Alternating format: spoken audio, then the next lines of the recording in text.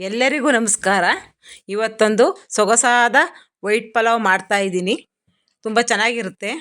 ಅಡುಗೆ ಭಟ್ರು ಶೈಲಿಲಿ ಮಾಡ್ತಾಯಿದ್ದೀನಿ. ಅದಕ್ಕೊಂದು ಸಾಲಡ್, ವೈಟ್ ಪಲಾವಿಗೆ ಒಂದು ಸಾಲಡ್ ಮಾಡ್ತಾಯಿದ್ದೀನಿ. ತುಂಬ ಚೆನ್ನಾಗಿರುತ್ತೆ. ಮಸಾಲೆ ಪಲಾವ್ಗಿಂತ ಇದು ವೈಟ್ ಪಲಾವು ಚೆನ್ನಾಗಿರುತ್ತೆ.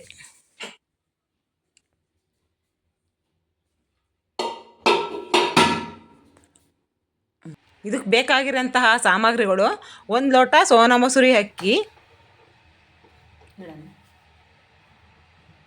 1 ಲೋಟ ಬಾಸುಮತಿ ಅಕ್ಕಿ, 1 ಲೋಟ ಹಾಲು, 1 ಲೋಟ ಕಾಯಿ ಹಾಲು, 2 ಲೋಟ ನೀರು, 4 ಲೋಟ ಆಗುತ್ತೆ.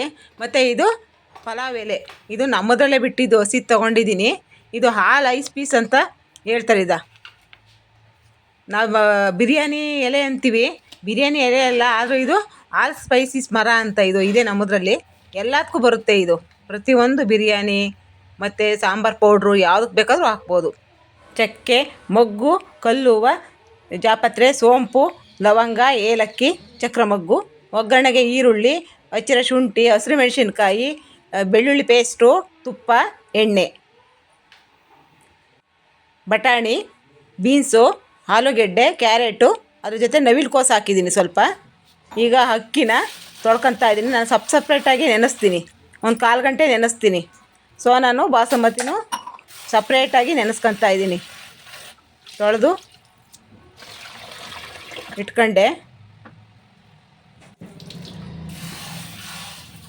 ಬಾಸುಮತಿ ಬೇಗ ಬೆಂದ್ಬಿಡುತ್ತೆ ಅಂತ ಸಪ್ರೇಟಾಗಿ ನೆನೆಸಿದ್ದೀನಿ.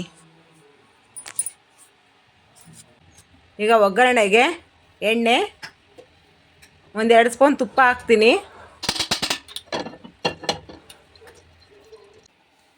ಪಲಾವ್ ಎಲೆ, ಎಲ್ಲ ಸ್ಪೈಸೀಸ್ಗಳು. ಇದು ಹಸಿಯಾಗಿದೆಯಲ್ಲ, ಸ್ವಲ್ಪ ಇದಾಗಲಿ ಅಂತ ಹಸಿ ಎಲೆ ಸ್ಪೈಸೀಸ್ಗಳು ಹಾಕ್ತಾಯಿದ್ದೀನಿ. ಕಸೂರಿ ಮೇಥಿ ತಗೊಂಡಿರಲಿಲ್ಲ, ಈಗ ತಗೊಂಡು ಕ್ಲೀನ್ ಮಾಡಿ ಹಾಕ್ಕೊತಾ ಇದ್ದೀನಿ.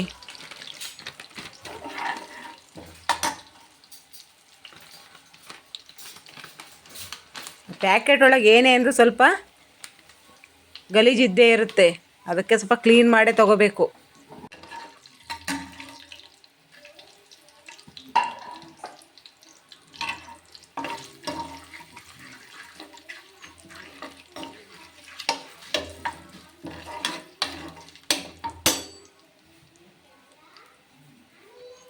ಫ್ರೈ ಆಯಿತು.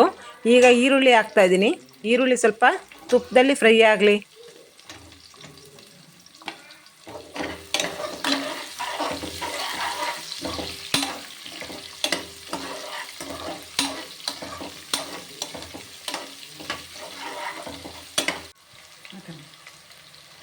ಹಸಿರು ಮೆಣಸಿನ್ಕಾಯಿ,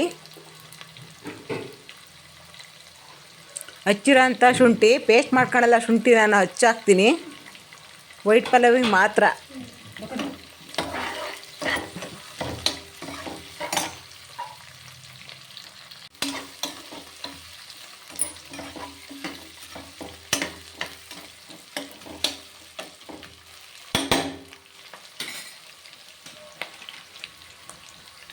ಒಂದು ಸ್ಪೂನು ಬೆಳ್ಳುಳ್ಳಿ ಪೇಸ್ಟ್ ಹಾಕ್ತೀನಿ.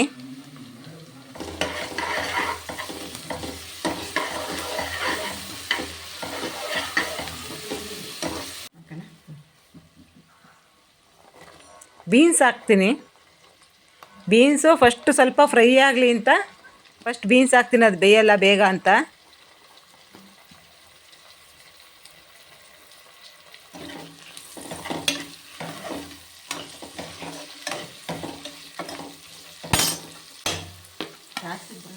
ಕ್ಯಾರೆಟು, ನವಿಲು ಕೋಸು, ಆಲೂಗೆಡ್ಡೆ ಸೇರಿಸ್ತೀನಿ.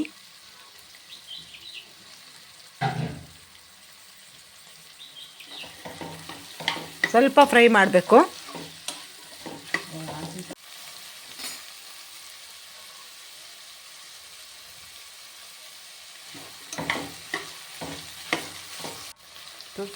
ಈಗ ತೆಂಗಿನ ಅದು ಫ್ರೈ, ತರಕಾರಿ ಸ್ವಲ್ಪ ಫ್ರೈ ಆದ ತಕ್ಷಣ ತೆಂಗಿನ ಹಾಲು ಹಾಕ್ತಾಯಿದ್ದೀನಿ.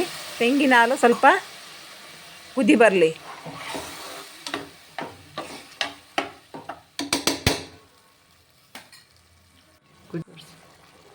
ಈಗ ಎಮ್ಮೆ ಹಾಲು ಹಾಕ್ತಾಯಿದ್ದೀನಿ 1 ಲೋಟ, 2 ಲೋಟ ಆಗುತ್ತೆ ಇದು. 1 ಲೋಟ ಕಾಯಿ ಹಾಲು, 1 ಲೋಟ ಹಾಲು,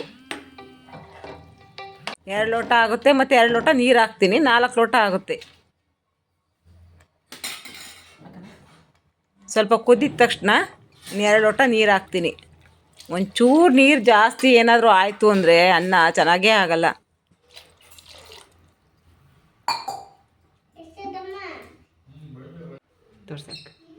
ಉಪ್ಪು ರುಚಿಗೆ ತಕ್ಕಷ್ಟು ಉಪ್ಪು,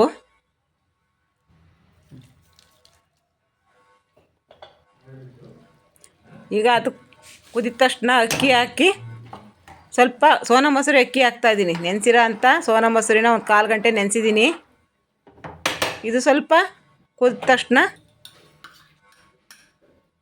ನಾನು ಗೋಡಂಬಿ ಹೇಳಿಲ್ಲ, ಈಗ ಗೋಡಂಬಿನ ಫ್ರೈ ಮಾಡಿ ಇಟ್ಕೊತೀನಿ. ಫಸ್ಟ್ ಗೋಡಂಬಿ ಹಾಕೋದು ಬೇಡ, ಆಮೇಲೆ ಹಾಕೋಣ ಅಂತ ಎತ್ತಿಟ್ಕೊತಾ ಇದ್ದೀನಿ. ಇದೇ ಥರ ನೀವು ಮಾಡಿ. ಫಸ್ಟಿಗೆ ಬೇಡ, ಒಗ್ಗರಣೆಗೆ ಬೇಡ, ಆ ರುಚಿ ಬರಲ್ಲ. ಈ ತುಪ್ಪದಲ್ಲಿ ಹುರಿದೇ ಹಾಕಬೇಕು. ಸೋನಾ ಮೊಸರು ಅಕ್ಕಿ ಕುದೀತಾ ಇದೆ.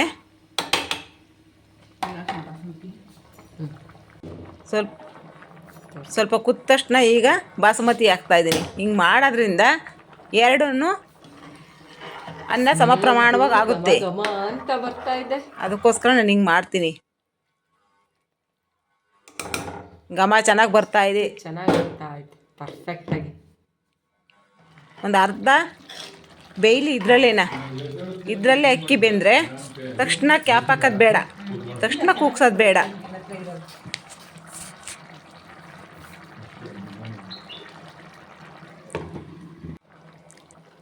ಹಸಿ ಬಟಾಣಿನ ಈಗ ಹಾಕ್ತಾಯಿದ್ದೀನಿ. ಒಗ್ಗರಣೆಗೆ ಬೇಡ, ಜಾಸ್ತಿ ಇದಾಗ್ಬಿಡುತ್ತೆ ಅಂತ ಹೇಳ್ಬಿಟ್ಟು ಇವಾಗ ಹಾಕ್ತಾಯಿದ್ದೀನಿ.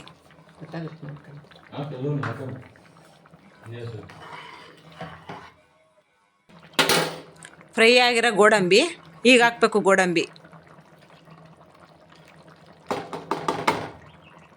ಈ ಸೊಪ್ಪುಗಳೆಲ್ಲ ಯಾಕೆ ಹಾಕಲ್ಲ ಅಂದರೆ ಕಲರ್ ಬಿಡ್ಕೊಂಬಿಡುತ್ತೆ ಅಂತ ಸೊಪ್ಪು ಹಾಕಲ್ಲ ವೈಟ್ ಪಲಾವಿಗೆ. ಈಗ ಕ್ಯಾಪ್ ಹಾಕ್ತೀನಿ. ಒಂದು ಅರ್ಧ ಭಾಗ ಬೆಂದಿದೆ ಎಲೆ ಅಕ್ಕಿ. ಈಗ ಒಂದು ಸಲ ಸಾಕು ಕೂಗ್ಸೋದು.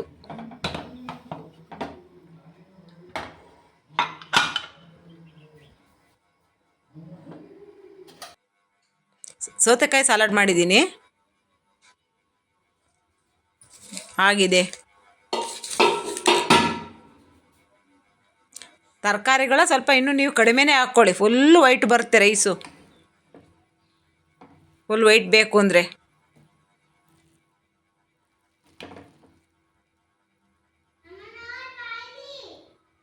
ಚೆನ್ನಾಗಿ ಬಂದಿದೆ.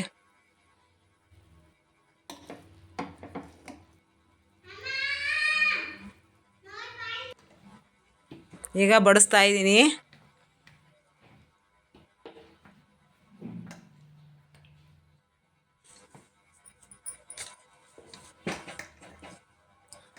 ಸ್ನೇಹಿತರೆ, ನೀವು ಒಂದು ಸಲ ಈ ಥರ ಮಾಡ್ಕೊಳ್ಳಿ.